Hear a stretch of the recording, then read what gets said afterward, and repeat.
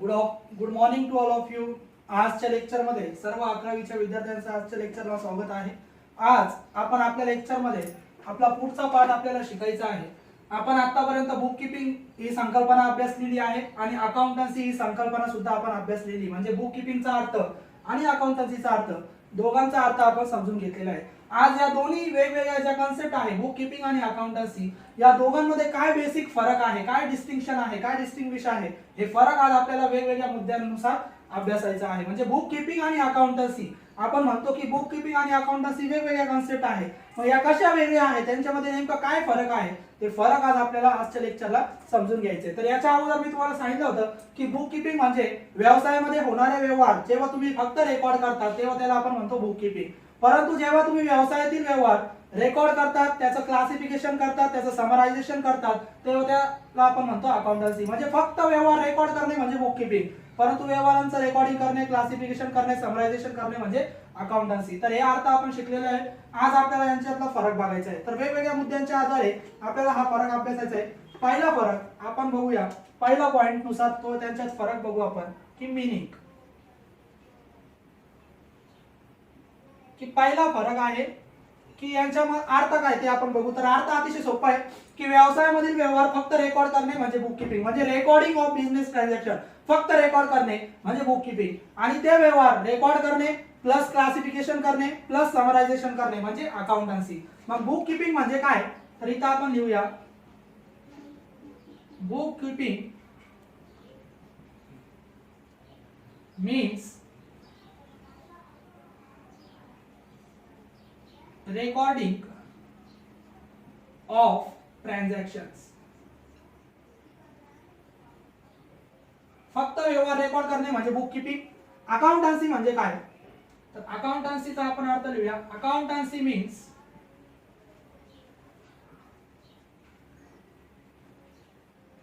Recording, classifying and summarizing of business transactions. तर हा झाला यांच्यातला पहिला फरक की मीनिंग. यांचा अर्थ काय, तर बुक कीपिंग म्हणजे बुक कीपिंग मीन्स रेकॉर्डिंग, फक्त रेकॉर्डिंग करणे काय ट्रान्झॅक्शन. अकाउंटन्सी मीन्स रेकॉर्ड करणे, क्लासिफाइंग करणे, समरायझेशन म्हणजे रेकॉर्डिंग पण करायचं, क्लासिफिकेशन म्हणजे वर्गीकरण पण करायचं, आणि त्यांचं सारांश समरायझेशन पण करायचं म्हणजे अकाउंटन्सी. म्हणजे अकाउंटन्सी म्हणजे काय, जे काही व्यवहार होतात ते व्यवहार रेकॉर्ड करणे, त्यांचं वर्गीकरण करणे आणि त्यांचं समरायझेशन करणे म्हणजे अकाउंटन्सी. तर हा झाला त्यांच्यातला पहिला फरक. त्याच्यानंतर दुसरा फरक आपण बघूया स्टेज, की बुक कीपिंग ही कोणती स्टेज आहे आणि अकाउंटन्सी कोणती स्टेज आहे. तर लक्ष द्या, बुक कीपिंग ही पहिली स्टेज आहे, प्रायमरी स्टेज आहे. म्हणजे पहिले आपण व्यवहार रेकॉर्ड करतो, बरोबर. म्हणजे book keeping is a primary stage. आणि बुक कीपिंग झाल्यानंतर कुणाचा संबंध येतो, अकाउंटन्सी. म्हणजे अकाउंटन्सी केव्हा स्टार्ट होते, जेव्हा तुमची बुक कीपिंग संपते तेव्हा अकाउंटन्सी स्टार्ट होते. म्हणजे तुम्ही स्टेज सांगू शकतात book keeping is a primary stage आणि accountancy is a secondary stage. म्हणजे पहिली स्टेज बुक कीपिंग असते आणि बुक कीपिंग नंतर पुन्हा कोण काय सुरू होतं, आपलं अकाउंटन्सी. मग आपण इथं म्हणू शकतो book keeping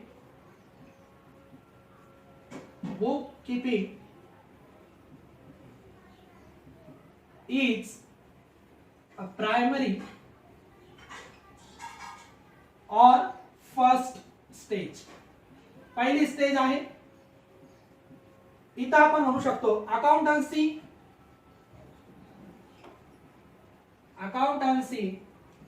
is secondary stage or next stage after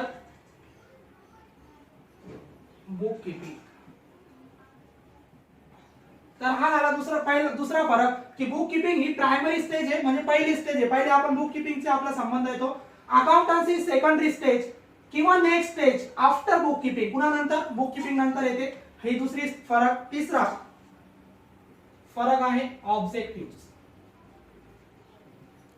तिसरा फरक ऑब्जेक्टिव्ह की यांचे हेतू काय आहे. record,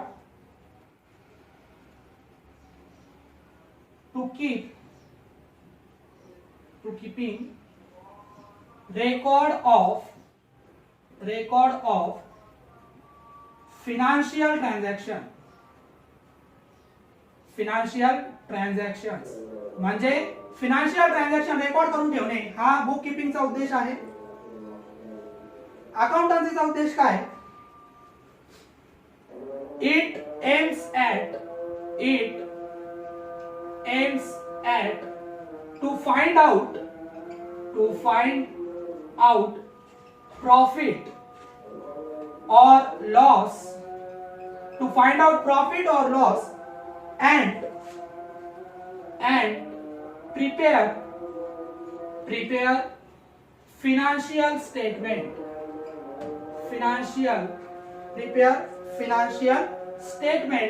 हा आहे अकाउंटन्सीचा ऑब्जेक्टिव्ह. म्हणजे ऑब्जेक्टिव्ह म्हणजे उद्देश इथं तुम्ही सांगू शकता की बुक किपिंगचा एकच उद्देश आहे, कीपिंग रेकॉर्ड ठेवणे. कशाचे? फिनान्शियल ट्रान्झॅक्शनचे. जे काही फिनान्शियल ट्रान्झॅक्शन होतात त्याचे रेकॉर्ड ठेवणे हा बुक किपिंगचा उद्देश आहे. अकाउंटन्सीचा उद्देश काय? It aims at to find out profit or loss, व्यवसायामधला प्रॉफिट अँड लॉस शोधणे. तसेच प्रिपेअर फिनान्शियल स्टेटमेंट, व्यवसायामध्ये जे फिनान्शियल स्टेटमेंट आपण बनवतो ते फिनान्शियल स्टेटमेंट बनवणे हे अकाउंटन्सीचे उद्देश आहे. म्हणजे बुक किपिंगचा उद्देश फक्त रेकॉर्ड ठेवणे कशाचा? फिनान्शियल ट्रान्झॅक्शनचा. फिनान्शियल ट्रान्झॅक्शन रेकॉर्ड करून ठेवणे हा उद्देश आहे बुक किपिंगचा.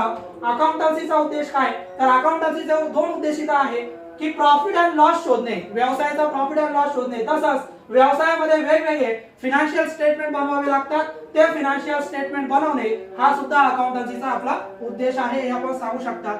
त्याच्यानंतर आपण चौथा फरक सांगू शकतो, रिस्पॉन्सिबिलिटी.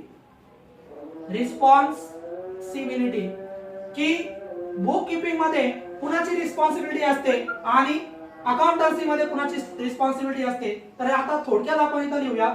इथं रिस्पॉन्सिबल असतात ज्युनियर स्टाफ आणि इकडे रिस्पॉन्सिबल असतात व्यवसायातील सीनियर स्टाफ.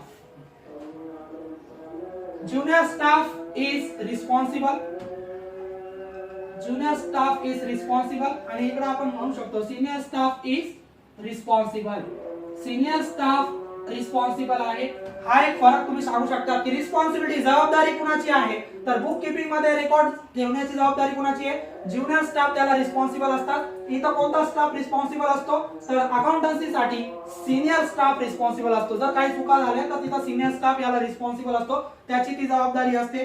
त्याच्यानंतर तुम्ही सांगू शकता पाचवा फरक आपण इथं सांगू शकतो त्यांच्यातला आउटकम्स. थोडक्यात आपण आउटकम्स बघूया.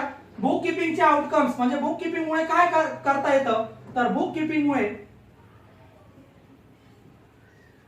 Journal and ledger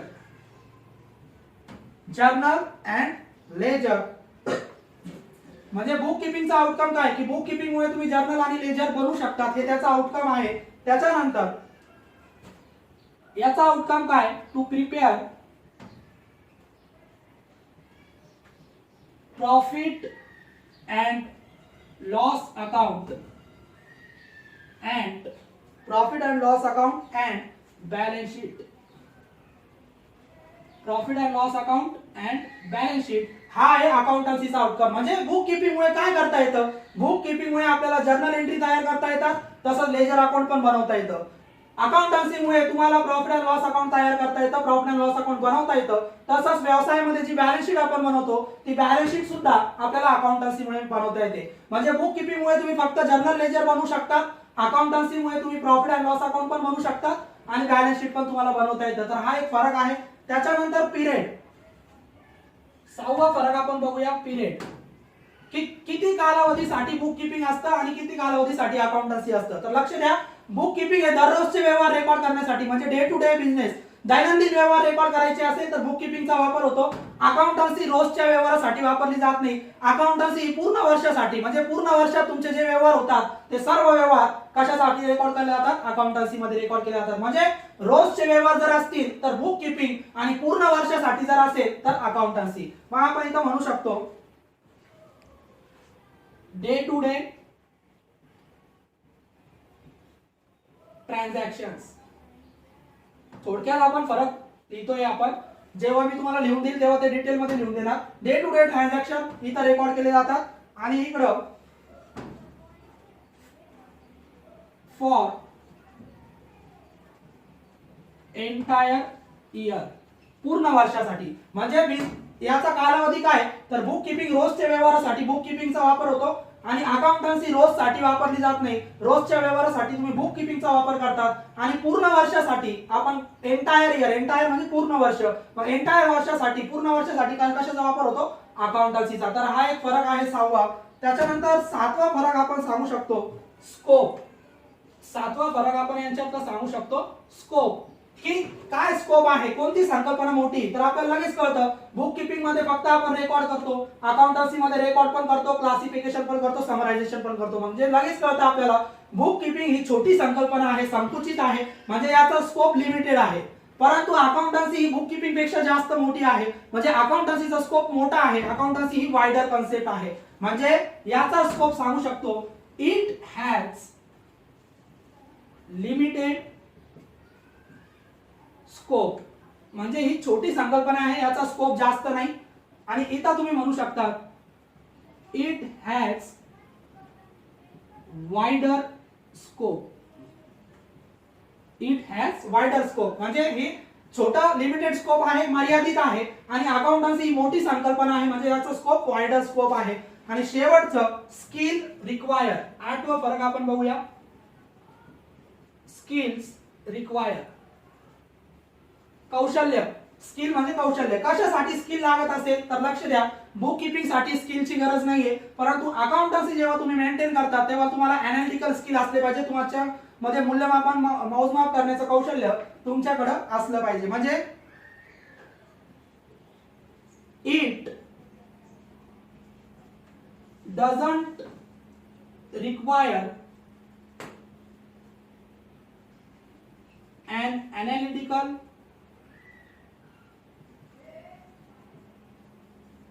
skills, doesn't require analytical skills.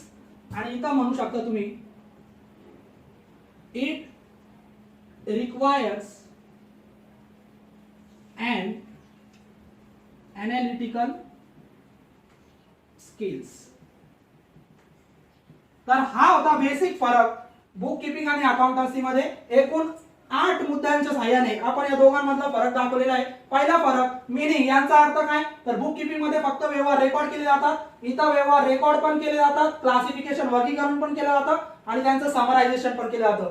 दुसरा फरक स्टेज, बुक किपिंग पहिले येते ना, बुक किपिंग संपल्यावर अकाउंटन्सी येते. म्हणजे बुक किपिंग ही कोणती स्टेज आहे, प्रायमरी आहे, म्हणजे पहिली स्टेज आहे. आणि याच्यानंतर अकाउंटन्सी येते, म्हणजे अकाउंटन्सी कोणती स्टेज आहे, सेकंडरी स्टेज आहे, जी नेक्स्ट स्टेज आहे कशानंतर, after book keeping. Book keeping नंतर ती सुरू होते. त्याच्यानंतर ऑब्जेक्टिव्ह, याचा उद्देश काय, बुक किपिंगचा उद्देश फक्त एवढाच आहे, जे फिनान्शियल ट्रान्झॅक्शन असतात ते रेकॉर्ड करून ठेवणे, एवढाच उद्देश आहे. परंतु अकाउंटन्सीचा उद्देश काय, it aims at to find out profit और लॉस, व्यवसायाचा प्रॉफिट अँड लॉस शोधणे, तसंच व्यवसायामध्ये फिनान्शियल स्टेटमेंट बनवणे, हे उद्देश आहे अकाउंटन्सीचं. त्याच्यानंतर चौथा रिस्पॉन्सिबिलिटी, जबाबदारी कुणाची असते, तर बुक किपिंग मध्ये जबाबदारी ज्युनियर स्टाफ, जे काही ज्युनियर स्टाफ असतात, कनिष्ठ कर्मचारी असतात, त्यांची रिस्पॉन्सिबिलिटी बुक किपिंग मध्ये असते. इथं जबाबदार असतात सिनियर स्टाफ, जे काही वरिष्ठ अधिकारी असतात ते अकाउंटन्सी मध्ये जबाबदार असतात. इथं ज्युनियर स्टाफ रिस्पॉन्सिबल असतात, इथं सिनियर स्टाफ रिस्पॉन्सिबल असतात. आउटकम, रिझल्ट, बुक किपिंग मुळे तुम्ही काय करू शकता, तर बुक किपिंग मुळे आपल्याला फक्त जर्नल आणि लेजर बनवता येतं. अकाउंटन्सी मुळे आपल्याला प्रॉफिट अँड लॉस अकाउंट बनवता येतो आणि व्यवसायामध्ये बॅलन्स शीट बनवता येते. म्हणजे जर्नल लेजर साठी तुम्ही बुक किपिंगचा वापर करू शकता, परंतु तुम्हाला जर प्रॉफिट अँड लॉस बनवायचा असेल, व्यवसायामध्ये बॅलन्स शीट बनवायची असेल, तर गरज आहे तुम्हाला अकाउंटन्सीची, कारण प्रॉफिट अँड लॉस आणि बॅलन्स शीट फक्त अकाउंटन्सी मुळे बनवता येतं. हा झाला त्याचा आउटकम. पिरियड, कालावधी काय आहे, तर बुक किपिंग रोजच्या व्यवहारासाठी वापरली जाते, म्हणजे डे टू डे ट्रान्झॅक्शन रोजच्या व्यवहारासाठी बुक किपिंग वापरतात. परंतु व्यवहार जर पूर्ण वर्षासाठी असेल, पूर्ण वर्षासाठी बुक किपिंग वापरली जात नाही, पूर्ण वर्षासाठी आपण एंटायर इयर साठी अकाउंटन्सी वापरतो. त्याच्यानंतर स्कोप, त्याचा स्कोप काय आहे, व्याप्ती काय आहे, तर ही छोटी संकल्पना आहे. बुक किपिंग मध्ये फक्त व्यवहार रेकॉर्ड केले जातात, म्हणजे ही संकुचित आहे, याचा स्कोप लिमिटेड आहे, मर्यादित आहे. परंतु अकाउंटन्सी ही मोठी आहे, व्यवहार रेकॉर्ड पण होतात, त्यांचं क्लासिफिकेशन पण होतं, समरायझेशन पण होतं. म्हणजे अकाउंटन्सी ही मोठी संकल्पना आहे. म्हणजे त्याचा स्कोप कसा आहे, वाइडर आहे. कशापेक्षा, बुक किपिंग पेक्षा ती मोठी संकल्पना आहे. आणि शेवटचा फरक, स्किल रिक्वायर, कौशल्य कशासाठी लागतं, तर बुक किपिंग साठी तुम्हाला स्किलची गरज नाहीये. Book keeping doesn't require any analytical skill. Book keeping साठी कोणत्याही कौशल्याची गरज नाहीये. परंतु जेव्हा तुम्ही अकाउंटन्सी मेंटेन करता तेव्हा इट रिक्वायर्स अनालिटिकल स्किल. म्हणजे अकाउंटन्सी साठी अनालिटिकल स्किल असणं गरजेचं आहे. जर स्किल नसेल तर तुम्ही अकाउंटन्सी मेंटेन करू शकत नाही. तर हा होता आजचा फरक बुक किपिंग आणि अकाउंटन्सी मधला, जो आपण एकूण 8 मुद्द्यांच्या सहाय्याने बघितलेला आहे. पुढच्या लेक्चरला आपण पुढचं पॉईंट अभ्यासू. ठीक आहे, थँक्यू.